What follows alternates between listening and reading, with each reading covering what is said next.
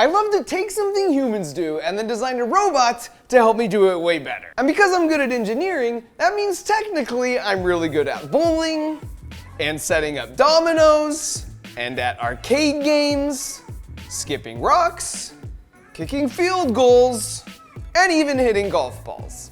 Building a robot that makes you really good at something is such a cool feeling that I created Crunch Labs so as many people as possible could experience this for themselves. So for example, this is the disc launcher designed right here in the Crunch Lab. So you get this box in the mail, then you use your engineering skills to build this from scratch, which gives you superpowers versus trying to throw this frisbee with just your own lame arm. Boo. What kind of superpowers? Well, I'm glad you asked. Oh, direct hit.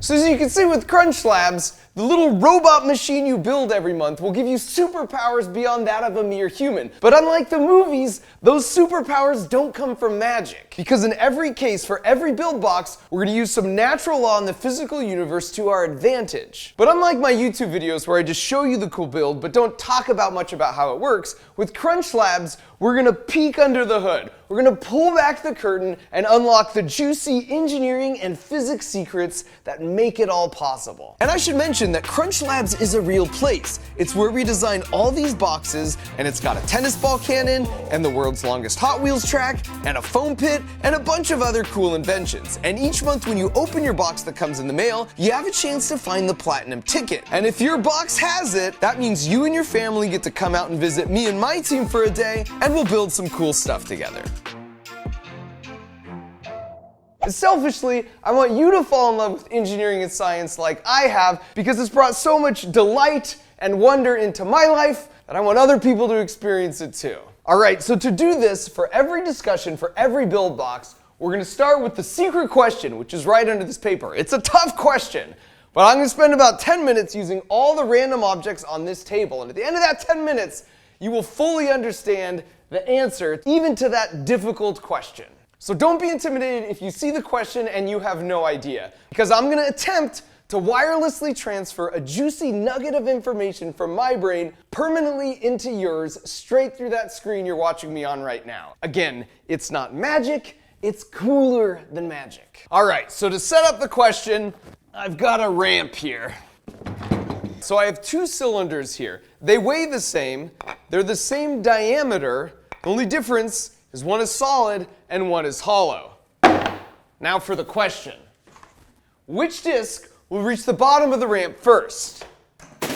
So in other words, if I place them both here and I let them go, will the hollow metal one reach the bottom first? Will the solid wood one reach the bottom first? Or maybe you think they'll reach the bottom at the same time.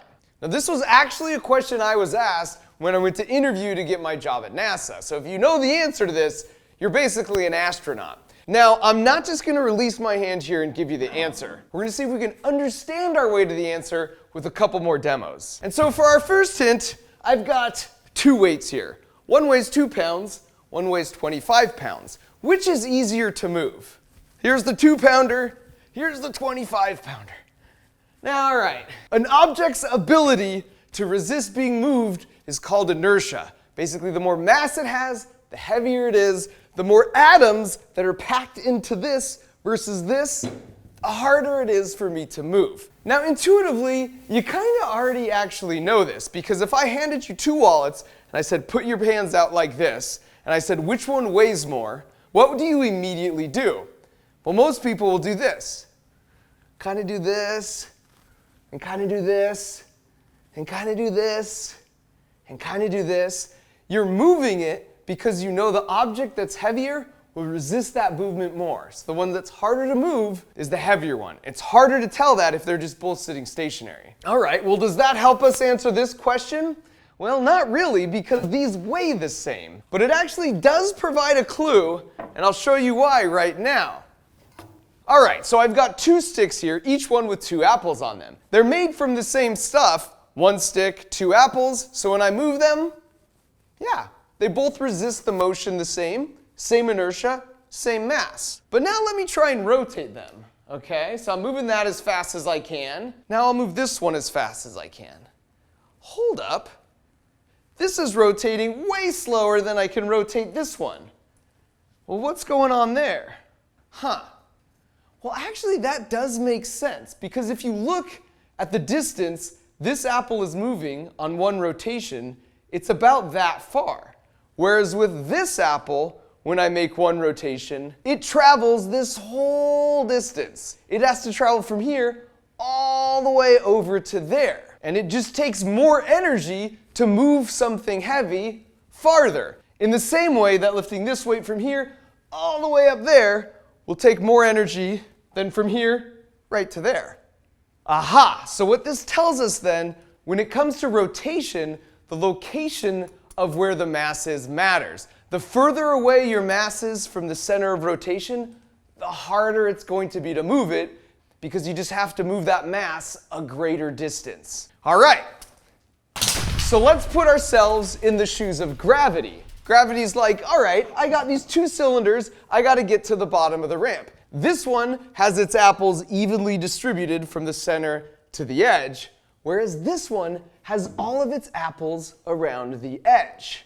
Now, which one is going to be easier to rotate and therefore get to the bottom first? Think of your answer in 3, 2, 1. Boom! Photo finish. Did you get it? Did you realize that this one would take longer to reach the bottom because it had all its apples at the edge, and therefore it'd be slower? If so, you can now work at NASA. And now that you know this, you understand why ice skaters slow down when they put their arms out, but then speed up when they pull their arms in. Fat Gus and my squirrels even know this, because they extend or pull their arms in to rotate quickly to make sure they always land on their feet. This knowledge can also help you with things like the Pinewood Derby car race. I did a video on this a few years back, but there's two things you can do with this information that will make your car definitely faster as long as it's legal. The first is to take the normal wheels and Dremel off the flat part so that it turns into a disc like this. Why does that help? Well, let's check out what we refer to in engineering as a cross-section drawing. So basically what you're seeing here is if I slice the car this way and looked end on, you would see the nail come out from the side, and this is the wheel cut in half. So the original wheel has this edge here, right? Whereas this one is just a disc. This wheel has a couple extra apples here on the edge that you just don't need. And that means the wheel will start rotating faster and it'll take less energy to get the car moving. And the other thing you can do is just take off one of the wheels altogether. The car is stable on just 3 wheels.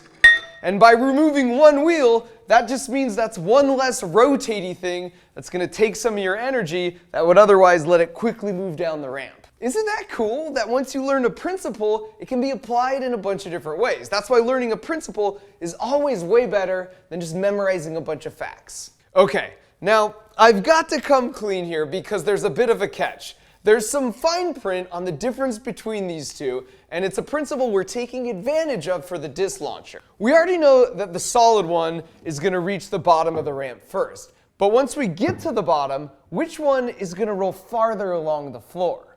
Well, let's test it out.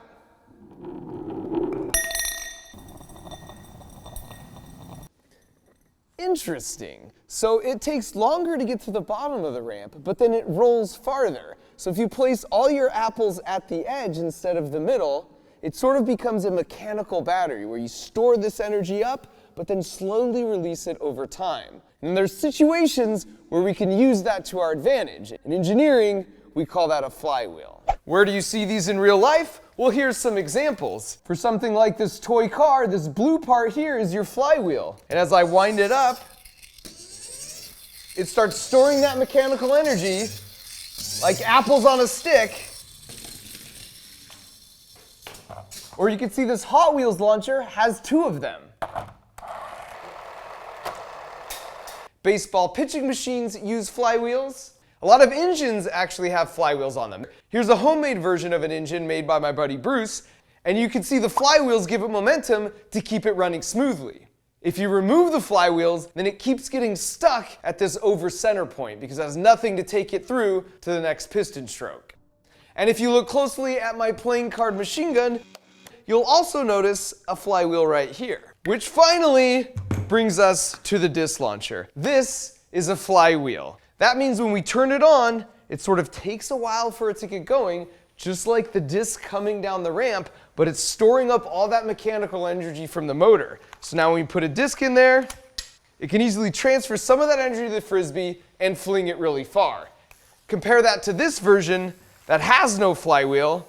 You can see I can easily stop that with my fingers. There's just not a lot of stored up energy here. In fact, if I turn them both off, this one first, it takes a while for this one to even slow down and dissipate that energy, whereas this one almost immediately turns off. This is the silver disc that goes slower but rolls across the floor really far. It stores up that mechanical energy and is able to transfer it to our discs. So your gear badge this month is a flywheel. Each month you'll collect a different gear badge with a different engineering principle on it, and then at the end of 12 months, at the end of the year, it'll make a really cool gear train like this, at which point you'll unlock my signature, which makes the whole thing official.